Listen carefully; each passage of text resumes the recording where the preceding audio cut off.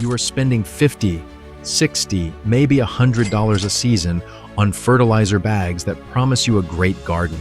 And somewhere in Japan, a farmer figured out decades ago that a handful of fermented rice bran, something that costs about 50 cents, was doing something no synthetic bag on any shelf has ever been able to do. Not feed the plant, feed the soil. And I'll be honest with you, I ignored this for 2 full seasons because the idea seemed too simple, too cheap, too much like something a neighbor made up. Then I tried it. That was the last bag of store fertilizer I ever bought. Today, I'm going to show you 7 things about this ancient Japanese powder, what it is, exactly how to make it, how to use it, and why the science behind it is more fascinating than any label on any fertilizer bag you have ever read.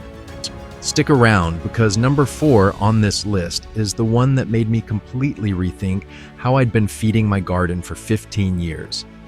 And number 7 is so simple and so democratic that I genuinely cannot believe it isn't the first thing every new gardener learns. Make sure you hit that subscribe button because we post practical, no-nonsense gardening content every week that will save you real money and help you grow more food on less ground. So let's get into it. Number 1, what Bokashi actually is. I want to start here because most people either haven't heard of it or they've seen it mentioned somewhere and moved on because it sounds exotic. It's not. The word Bokashi is Japanese. It loosely translates to fading away or fermented organic matter. And what it is, at its most basic, is this: rice bran or wheat bran that has been inoculated with specific beneficial microorganisms and then fermented in an airtight environment for 2 to 4 weeks. That's it. That is the whole thing. A bag of bran from the feed store, a tablespoon of molasses, a splash of microbial culture, and 2 weeks with the lid on. But here is what makes it remarkable. Japanese farmers have been doing some version of this for centuries. During the Edo period, and that's roughly 1600 to 1868, Japanese farmers were feeding a population that nearly tripled over 2.5 centuries on land that was barely 13% arable.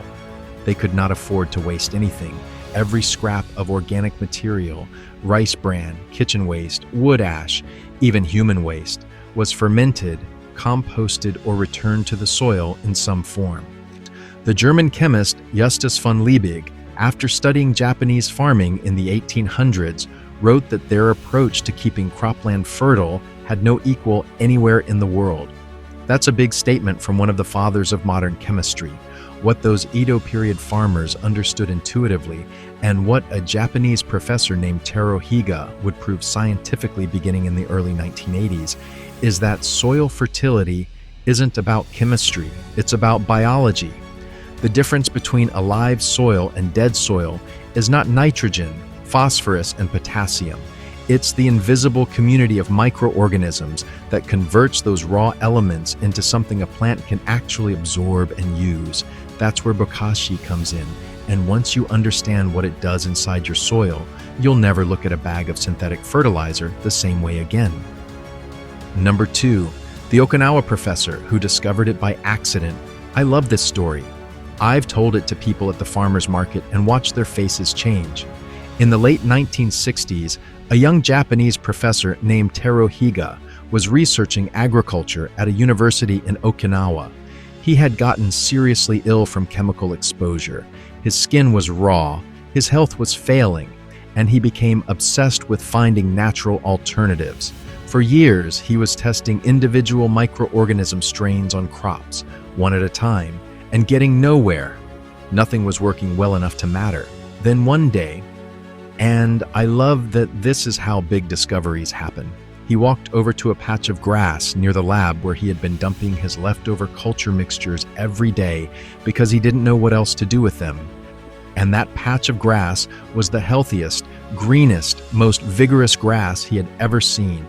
He stared at it, and he realized the mistake he had been making for 5 years. He had been testing microbes in isolation. The magic wasn't in any single strain. The magic was in the community, the combination. By 1980, he had perfected a mixture of roughly 83 microbial species, lactic acid bacteria, photosynthetic bacteria, yeasts, actinomycetes, working together. He called it effective microorganisms. The commercial product is sold as EM1 today, and it's distributed in more than 130 countries. But what matters to you and me is this. You only need a few tablespoons of it, and you can use it to make your own Bokashi bran at home for pennies. I didn't know any of this when I first heard about Bokashi. I thought it was some trendy composting product. The real story, an accidental discovery of microbial community biology that traced back to centuries of Japanese fermentation tradition. That's what made me actually try it. Give a man a story and he'll try almost anything. Number 3, the exact recipe and what it costs. Here is where I want to be really specific because vague gardening advice is the most useless thing on the internet. To make a 10-pound batch of Bokashi bran at home, which is enough to amend a modest family garden for about 2 to 3 months, you need 3 things. 10 pounds of wheat bran or rice bran from a feed store, which costs about $3. 4 tablespoons of EM1 microbial inoculant, which from a standard quart bottle works out to about $1.50. And 4 tablespoons of blackstrap molasses, maybe 60 cents worth. Total cost, $5 and change for 10 pounds of one of the most effective soil amendments you can put in a backyard garden. Mix the EM1 and molasses into about 10 to 12 cups of warm, non-chlorinated water first. Chlorine kills the microbes, so if you're on city water, let it sit out overnight or use filtered. Then pour that liquid gradually over the bran and mix with your hands until a squeezed handful holds its shape without dripping. It should feel like slightly moist sand, not wet clay. Pack it tightly into a sealed airtight container. I use a 5-gallon bucket with a lid. Press it down firmly to drive out all the air. Put the lid on and leave it somewhere warm. In summer, 2 weeks. In cooler weather, 4 weeks. You'll know it's done when it smells sweet and sour, like apple cider vinegar, with a faint note of something earthy. White, fuzzy mold on top is normal and good. Green or black mold or a putrid smell means air got in. Toss that batch and start over. It happens to everyone at least once. Now, if you want the really convenient option, buy a small bag of commercial Bokashi bran, about $15 to $20, and use it to inoculate future batches the way a sourdough baker uses starter. One batch seeds the next. Your Bokashi becomes essentially self-sustaining. I've been making mine this way for 4 seasons now, and I genuinely cannot tell you what the last bag of granular fertilizer I bought even cost, because I don't buy them anymore. Now we're getting into the truly remarkable ones. Number 4, what it actually does inside your soil, and why it's different from compost. This is the one that changed everything for me. This is where the Edo period farmers and the Okinawa professor and modern soil science all point to the same thing. Most gardeners think of composting as the gold standard. You pile things up, they break down, you add it to your beds, and composting is good. I'm not arguing against it, but here is what regular aerobic composting does. It burns organic matter. Microbes consume the carbon in your pile and release it as carbon dioxide into the atmosphere. By the time your compost is finished, you've lost anywhere from 30 to 50% of the original nutrient content to the air. Gone. Bokashi fermentation is fundamentally different. It works anaerobically, much without oxygen. The exact same biological process that makes sauerkraut, kimchi, miso, and natto. The lactic acid bacteria in the bran preserve the organic matter rather than burning it. pH drops to around 3.5, highly acidic, which essentially pickles everything in the bucket. Nutrients stay locked in, carbon stays in, nitrogen stays in. And here is the part that genuinely amazed me when I first understood it.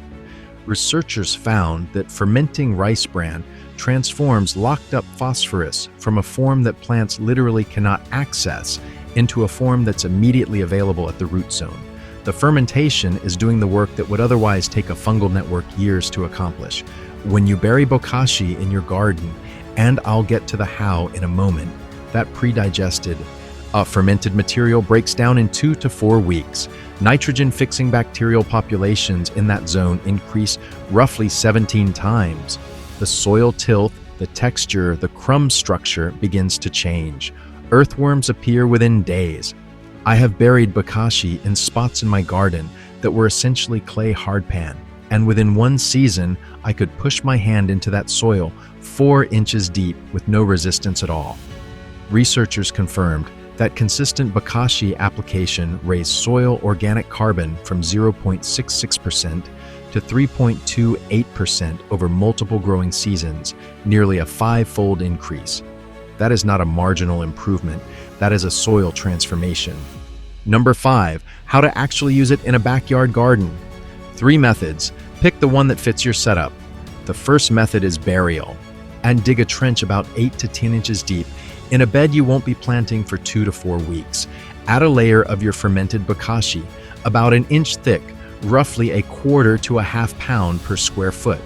Cover it with 6 to 8 inches of soil and walk away. The acidity will harm seeds and tender roots on contact, so the waiting period is non-negotiable. After 2 weeks, that spot is ready and primed. I rotate this around my beds in fall and early spring before the season starts. The second method is top dressing. Take finished Bokashi bran, not fermented food scraps, just the bran, and scratch about 1/4 cup per square foot lightly into the soil surface around established plants every 2 to 3 weeks during the growing season. It goes to work slowly from the top down. The third method is the one I use most, and it is genuinely the simplest thing I do in my entire garden. Bokashi tea. When you're fermenting Bokashi in a bucket, liquid leaches out the bottom. Dilute that liquid 1 part to 100 parts water, so about 1 teaspoon per liter, and water your plants with it weekly. It smells strange. It smells like something between vinegar and the floor of an old barn. But my tomatoes, my peppers, my cucumbers, they drink it like it's the best thing they've ever had. The liquid is loaded with immediately available plant nutrients and a complex of organic acids that stimulate root growth. The first time I used it on a row of peppers that had been slow all spring, they doubled in size within 3 weeks. I thought I'd imagined it. I did it again the next year with a control row. I didn't imagine it. Wait. Now, if you're finding this valuable and you're starting to see just how much has been hiding in a plain sight, do me a huge favor. Hit that like button right now. It helps this reach people who are tired of spending money on fertilizer bags that are working against the very soil they're supposed to be feeding. And if you haven't subscribed yet, click that button and ring the bell. We're building a community of growers who believe that simplicity, patience, and working with nature will always beat expensive complexity. All right, let's keep going, because we're just getting to the truly remarkable ones. Number 6, Masanobu Fukuoka, and the 30 years nobody listened. I want to tell you about a man who didn't use Bokashi, I want to be clear about that, but who lived the exact same philosophy, and whose story is the emotional center of everything we're talking about today. His name was Masanobu Fukuoka. He was born in 1913 on the island of Shikoku in Japan, trained as a plant pathologist and microbiologist. In 1938, at 25 years old, he was hospitalized with pneumonia and had what he described as a sudden, overwhelming realization that humans were making farming infinitely more complicated than it needed to be. He quit his government job and went back to his father's farm. His first experiment failed catastrophically. He stopped pruning the family citrus trees, no intervention, let nature do its work, and watched more than 400 trees die from insect damage and tangled growth. His father told him to go get a job. Neighbors shook their heads. Agricultural experts who visited his farm left looking disturbed. For the next 25 years, Fukuoka kept working.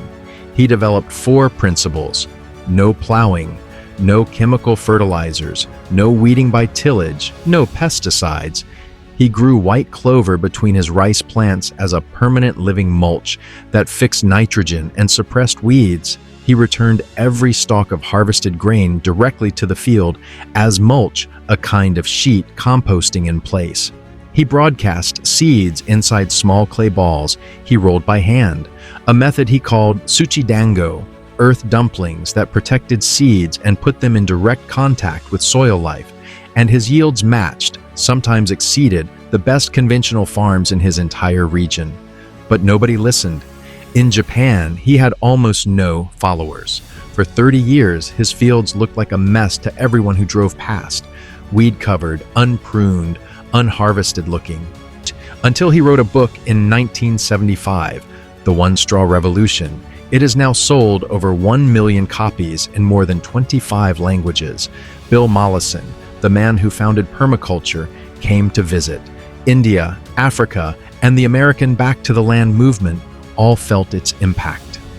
In 1988, Fukuoka received the Ramon Magsaysay Award, often called Asia's Nobel Prize, and the citation said simply, "His farm yields grain and fruits just as abundantly as high-technology farms, often more so. 30 years. 30 years of being the crazy man with the messy fields." I think about that a lot when I'm out there in my garden with my bucket of fermented bran that cost me $5, watching my neighbors haul 50-pound bags of blue synthetic granules back from the garden center. The common patterns I see, and what they get wrong. Before we get to the last one, I want to be honest about a few things most of us do by default, because I did every single one of these for years. The first pattern is feeding the plant instead of the soil. Most commercial fertilizer is designed to get nutrients directly to the plant in the fastest possible way. Dissolve in water, absorb at roots, that works short term. But it does nothing to build the biological community that creates lasting fertility. You get dependent on the bag because the soil is getting poorer every season. The second pattern is being afraid of smell. Fermentation smells, Bokashi brand smells, the liquid smells. The first time I let someone else smell my Bokashi tea, they asked if something had died. But every fermented food your grandmother ever made, vinegar, pickles, yogurt, smelled like that before it became something useful. We've been trained to want our garden inputs to smell like nothing, and that is a recent and unfortunate development. The third pattern is impatience. Bokashi is not a spray and see results tomorrow product. It builds. The first season, you may see modest improvement.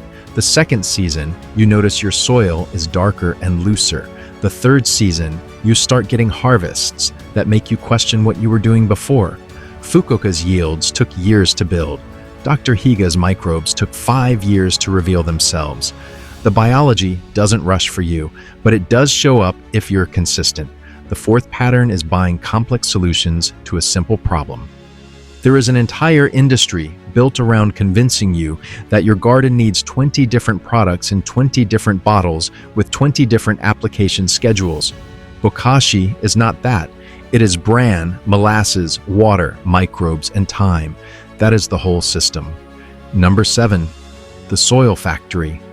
And here we are at number 7, the one I saved for last because it represents everything we've talked about today. This is not a product. This is not a technique with a complicated name. This is a corner of your backyard, or a bin, or a raised bed, or even a 5-gallon bucket that you dedicate to building living soil. Japanese farmers called it different things across different eras. The permaculture movement calls it a soil factory. I just call it the best thing I do in my garden. Here's the whole idea. Instead of adding Bokashi directly to your planting beds, you build a dedicated fermentation and composting zone.